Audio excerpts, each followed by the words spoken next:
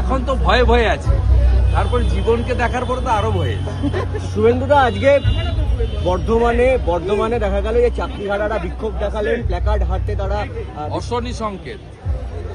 11-র আগে সিপিএম এর মন্ত্রী এমএলএদেরকে লোক এই ধরনের আপ্যায়ন করত। সবচেয়ে বড় কথা, মানুষ ভয় কাটিয়ে ফেলেছেন। মুখ্যমন্ত্রী মানে তিনিও একজন সাধারণ মানুষ। এটা আজকের বর্ধমানের ঘটনায় প্রমাণ হয়েছে, কারণ মুখ্যমন্ত্রী যেখানে যান 7,000 পুলিশ থাকে আর 7,000 বাছাই করা গুন্ডা থাকে। 14,000 গুন্ডার সামনে 7,000 রেজিস্টার্ড গুন্ডা আর 7,000 দলীয় গুন্ডা।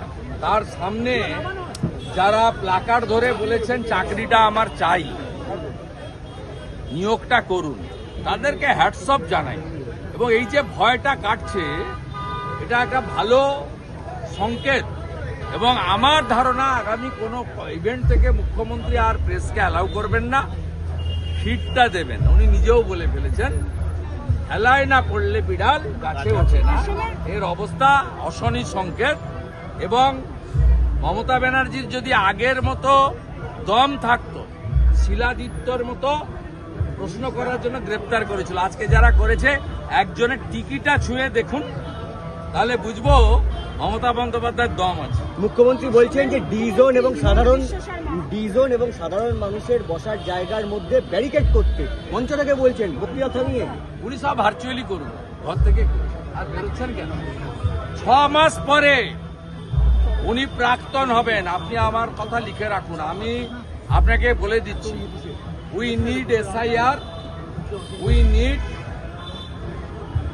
রাষ্ট্রপতি শাসন লাইক ইলেকশন। রাষ্ট্রপতি শাসন করে বিজেপিকে আনতে হবে।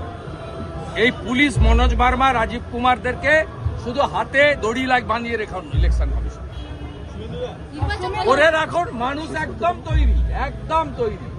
আমি আপনাকে বলছি, মানুষ একদম তৈরি। এসআইআর হওয়ার পরে এদেরকে আপনি খুঁজে পাবেন না। 1 কোটি জাল ভোটার নিয়ে 2,75,00,000। 1 কোটি জাল ভোটার নিয়ে 2,75,00,000।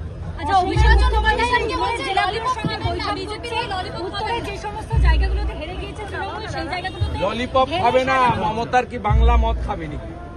28 টাকার মদ, একটা চাকরি দিতে পারেনি, গোটা বাংলাকে মদময় করেছে। মেয়েরা অত্যাচারিত, 1,000 টাকার লক্ষ্মীর ভান্ডার দেয়, আর সবচেয়ে বেশি মেয়েরা অত্যাচারিত হচ্ছে মদের জন্য। আপনি স্কুল বন্ধ করেছেন, 20,000 নতুন মদের দোকান দিয়েছেন রাজ্যে।